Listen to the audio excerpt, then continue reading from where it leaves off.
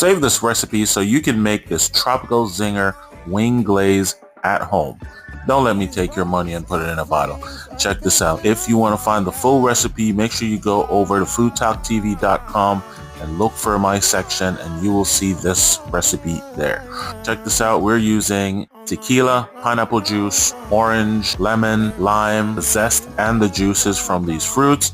We're using the tropical zinger rub. That rub is shared with you guys. Garlic, a whole chili. Sweeteners are agave nectar and some honey. Beautiful color on this thing already. We're gonna add some Dijon mustard and some grated ginger and infuse that with some thyme and scallion. When we're done, remove that thyme and scallion, blitz it up with your immersion blender, and you have a smooth, tasty wing glaze. Follow for more.